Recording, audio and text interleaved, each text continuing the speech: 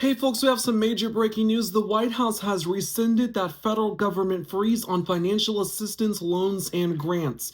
After major pushback yesterday, not just from college students, but after the Medicaid system went down in all 50 states. This is according to reporting from Axios.com here, quote, the White House Office of Management and Budget, OMB, rescinded a memo Wednesday that had ordered a temporary pause on federal funding and unleashed a major confusion across the country. It's astonishing reversal by the Trump administration a day after top officials defended the funding freeze, which a judge temporarily halted on Tuesday as necessary to ensure all government spending was aligned with the president's vision. This not only affected kids with free lunches, this also affected programs like Head Start, local law enforcement funding, and other major things such as rural hospitals being funded as well, all under threat by the new Trump administration. Now, I did say that this order was temporarily halted by a federal judge. It's set to go in on Monday, of course. I did release that in my morning newsletter on Substack. Be sure to check that out if you already are not on there. It is Substack at tjpsnews, where we do morning newsletter updates. And for paid subscribers, it is a very, very good thing to make sure you get that every morning to stay up to date here on the Jeremiah Patterson Show.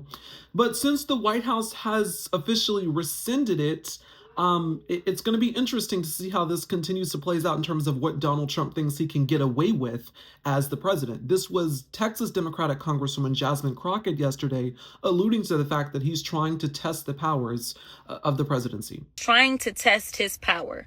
He said that he was going to be a dictator on day one, and that's exactly what we are experiencing, because he decides that his power of the pen should overrule everything else.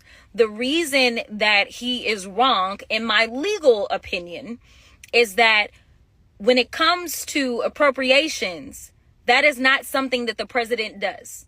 It is something that the Congress does. The Congress has the power of the purse. What does that mean? That means that it has to go through 535 people before it makes it to the president's desk. And that is the only way that we literally take in your tax dollars from the various ways that we take in tax revenue.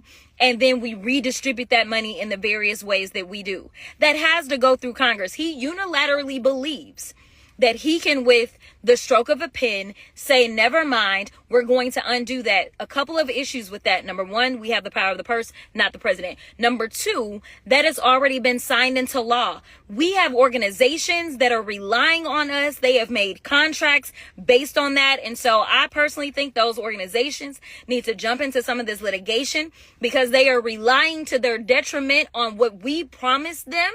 That's yet more legal terminology. But he tried this when it came down to the Constitution. He believes that he can override the Constitution as well. And so that's why he's been pushed back by a Reagan Republican judge. Once again, this is a major reversal. The president of the United States cannot just unilaterally do this. As Congresswoman Crockett said there, this is something that really does have to go through the Congress. And Donald Trump, 9 days in, just keeps getting himself deeper in a hole, also quite literally committing an impeachable offense. But Republicans are not going to hold him accountable in Congress for that to happen. Let's all remember he was, there were 2 impeachment proceedings against him last time in his first term. None of them were successful in terms of a conviction in the Senate. You need 2/3 of the Senate to convict the president in order for them to be removed from office.